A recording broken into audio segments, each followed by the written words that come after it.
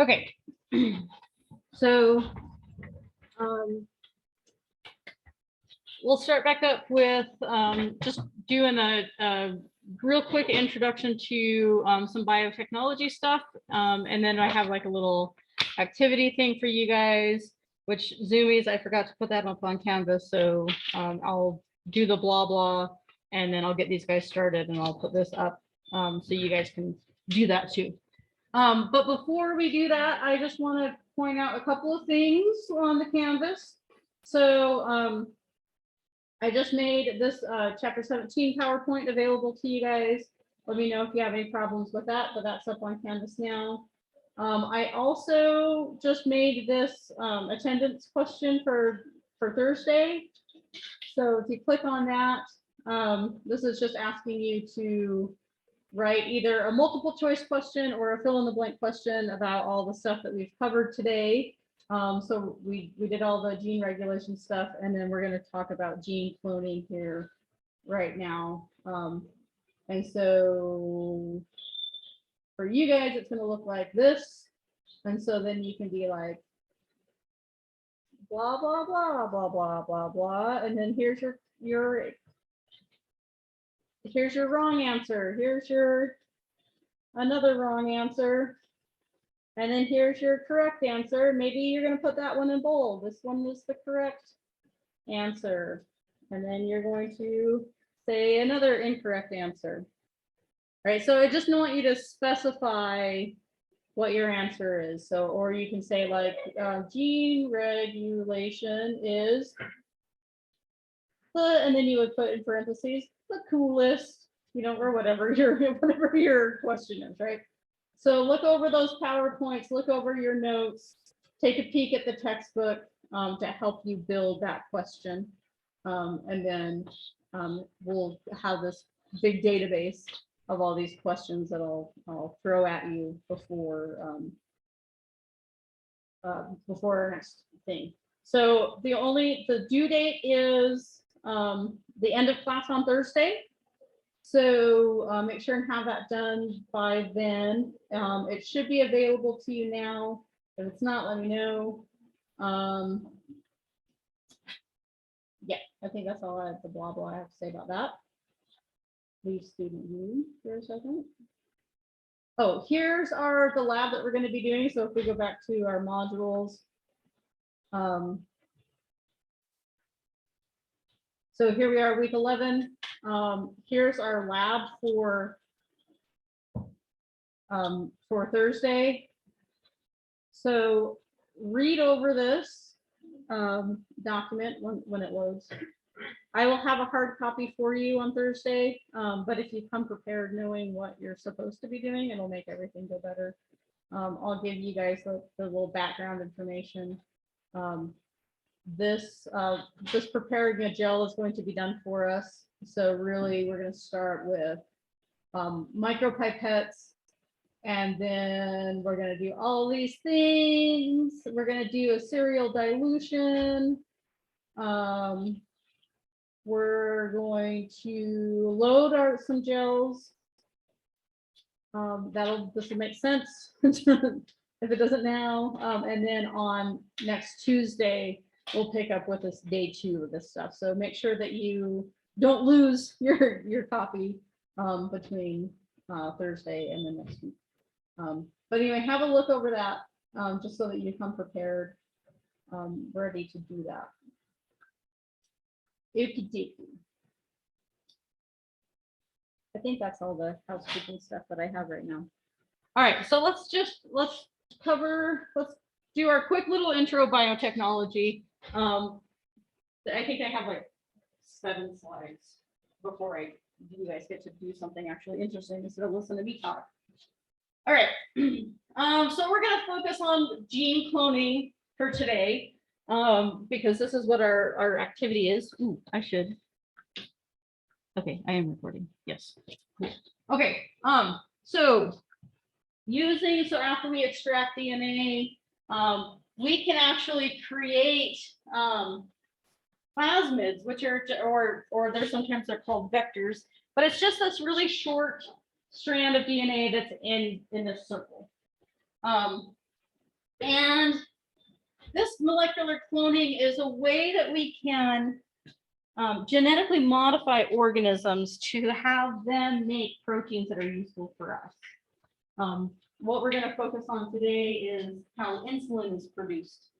Before this method was developed, insulin was ridiculously expensive. Like, it's still pretty expensive, but it was like unachievably expensive for most people because it was only produced in, I think they harvested it from the pancreas of cows and maybe goats.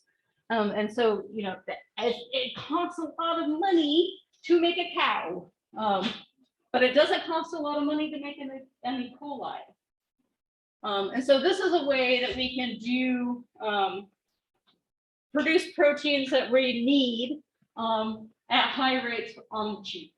All right, so what we're going to do is we're going to make a new DNA molecule that has a novel combination of genes. It's going to have some bacterial genes, it's going to have some human genes. Plasmids, sometimes they're also called vectors. So if you see that word, it just means the same. The same thing gets two names, just to confuse you. You're welcome. So this is just a small circular bit of DNA that replicates in a cell independent of the nuclear genome or like the typical. So in the bacterium, we have that big long chromosome, but we might also have these little tiny plasmids. All right, and then the other thing that we're going to do is we're going to introduce a bit of foreign DNA. So this is the gene for insulin, in our case, what we're going to do today. The human gene for insulin, bacteria don't make insulin. Why would they? They don't need to. But we want them to. So we're going to put in that gene from a human into a bacteria. And then, of course, we got to have some of their host DNA. And it depends on what organism we're talking about. Usually we do this with bacteria because nobody cares about them. So this is just a quick and dirty of the process here. But we got to talk about restriction enzymes because restriction enzymes are like vital to this. These are enzymes, that cut at a very specific DNA sequence, and they cut in a very specific way. And they cut at, so they can either leave these blunt ends, which where the two anti-parallel DNA molecules line up, or they can leave the sticky ends where they kind of are like a little bit offset. Okay, so anyway, these things are called the multiple cloning sites. This is where the sequence where that cut occurs.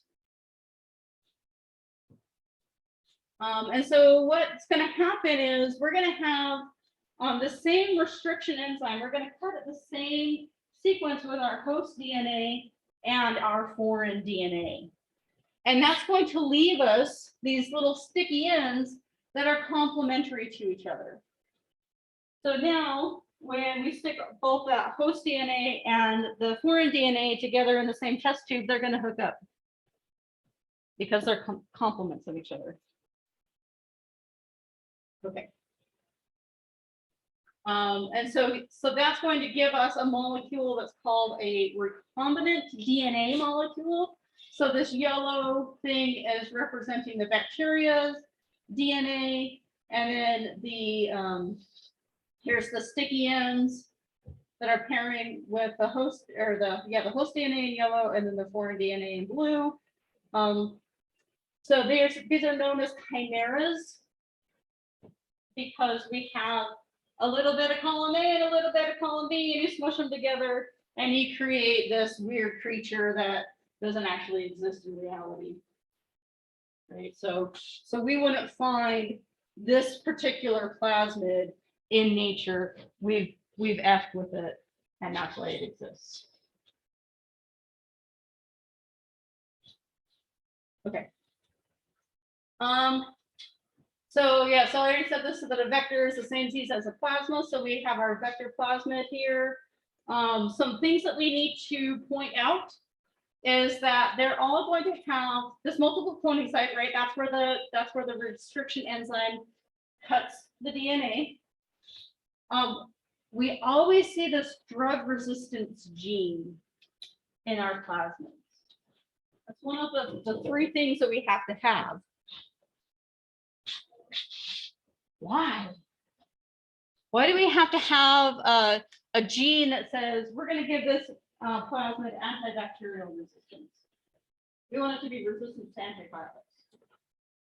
And then, so it has to have that gene. So shift your perspective to being a bacteria, or I should say a bacterium. If somebody like plops some DNA that doesn't belong to you, you're just going to be like, yeah, I'm going to get rid of that because, yeah, that's not useful for me. But if you introduce this drug-resistant gene, hey, now that's worth keeping because it's going to give you some kind of advantage.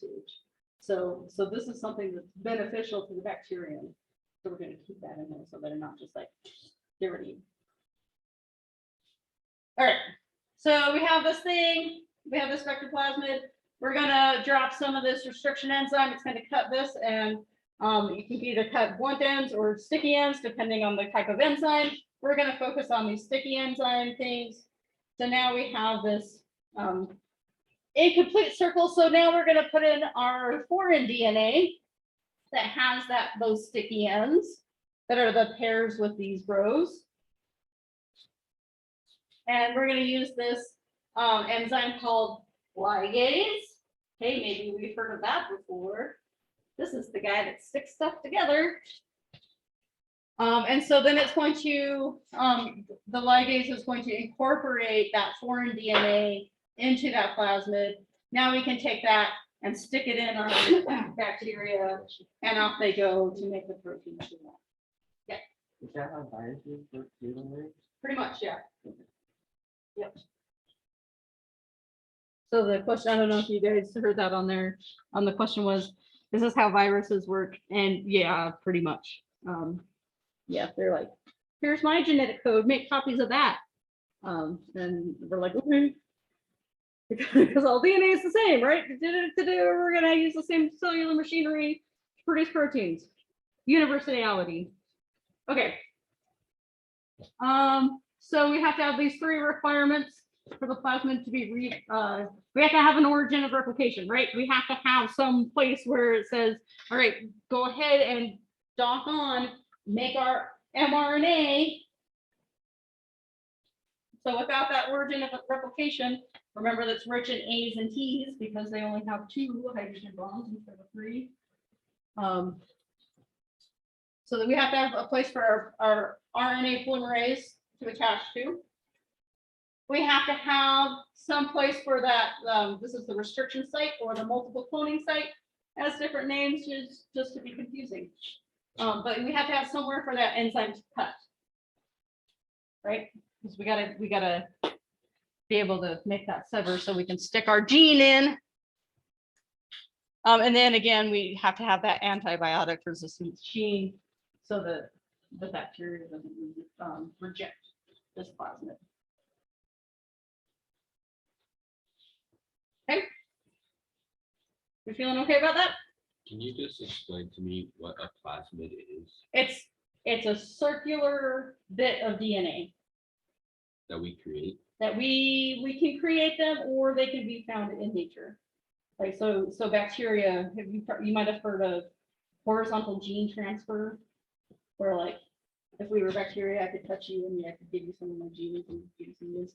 That's how they do that, is through these. So these do exist. Plasmids do exist in IRL, but we can also make them. So these are the ones these that we use for gene cloning we produce, okay, so that it has all of these things. Mm-hmm. So these are synthesized in the lab.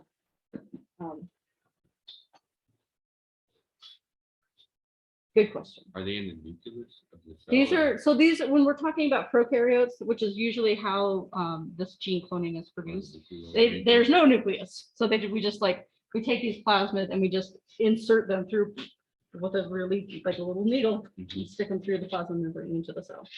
And then they just kind of are replicated independently of the organism's genome. Okay. Great questions. Anybody else? Okay. Oh yeah. So I kind of already alluded to this, so we can do this. But while and I've already talked about the need for insulin, and so that's what we're going to go play with now. Yes. Okay. All right. So that's where I'm going to end the blah blah for today. Let me pause this recording.